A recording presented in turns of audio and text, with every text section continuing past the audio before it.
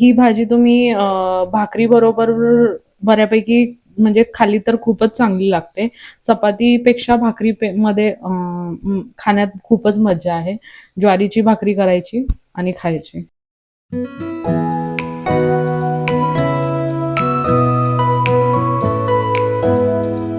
नमस्कार मंडळी, अश्विनीज ब्लॉग या चॅनलमध्ये तुमचं स्वागत आहे. आजची आपली रेसिपी आहे मेथीची भाजी. तर त्यासाठी सर्वप्रथम ही मी मेथी एक पेंडी घेतलेली आहे. स्वच्छ धुवून खुडून घेतली आहे व्यवस्थित. आता ही आपण चिरायची. त्यासाठी साहित्य आपल्याला काय काय लागणार आहे, हे लसणाचे 2 गड्डे मी सोलून घेतलेले आहेत आणि ह्या 4 मिरच्या आहेत.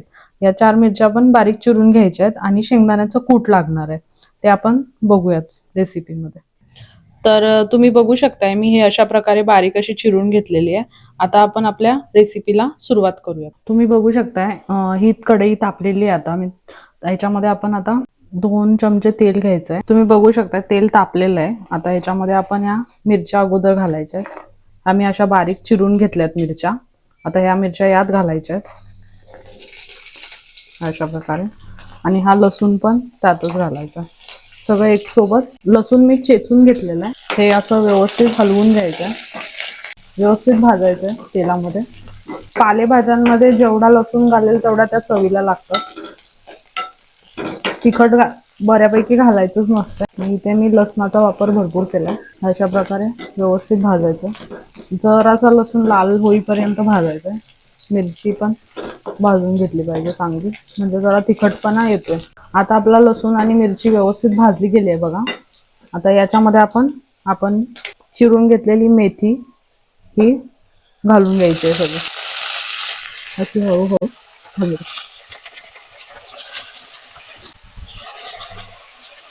घालून घ्यायचं.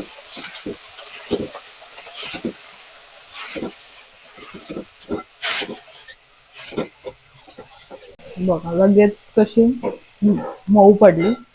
शिजवायची आपण ही शिजवायची अशी हलवून घ्यायची अगोदर. तुम्ही बघू शकता ही अशा प्रकारे हलवून घेतल्यावर आता या आपण हे अर्धा चमचा मीठ घालायचं. मीठ हे नंतरच ऍड करायचं, कारण की मेथी टाकल्या जर मीठ घातलं ना तर जास्त प्रमाणात जातं. 1-2 मिनिटं असं हलवल्यानंतर मेथी मऊ पडल्यानंतर मग मीठ ऍड करायचं. आता मी ज्याप्रमाणे घातलं त्याप्रमाणे. त्याच्यानंतर हे शेंगदाण्याचं कूट मी वाटून घेतलेलं आहे. हे 2 चमचे आणि हा दुसरा चमचा, असं 2 चमचे घालायचं आहे. कूट काय जेवढं वापरेल तेवढं चवीलाच लागते भाजी. आपल्यावर आहे किती घालायचं किती नाही. आमच्याकडे बऱ्यापैकी शेंगदाण्याच्या कुटातच करतात. आता मी यात तुम्ही बघू शकता हे 1 वाटीसारखं पाणी घातलंय. आता हे पाण्यातच शिजवायचे, चांगली शिजू द्यायची आणि झाकण ठेवायचं नाही. मेथीच्या भाजीवर झाकण ठेवलं की ती पिवळी पडते, म्हणून बिन झाकण ठेवताच शिजून द्यायचे. तोपर्यंत भाजी आता अशी मीडियम फ्लेमवर शिजू देऊया. तुम्ही बघू शकताय ही भाजी शिजलेली आहे. मी जवळजवळ 15 मिनिटं हिला शिजवलेली आहे चांगली. आता ही तयार आहे भाजी. आता आपण जेवायला घेऊ शकतोय. ही भाजी तुम्ही भाकरी बरोबर बऱ्यापैकी म्हणजे खाली तर खूपच चांगली लागते.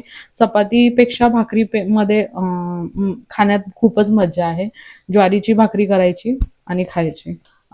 तर आजचा व्हिडिओ आपण इथेच संपूया. अशा प्रकारे तुम्हाला माझे नवनवीन व्हिडिओ बघण्यासाठी तुम्ही माझे चॅनलला सबस्क्राईब करू शकताय. आणि आता आपण भेटूया पुढच्या व्हिडिओमध्ये. तोपर्यंत like, share, subscribe and press the bell icon for more videos. धन्यवाद.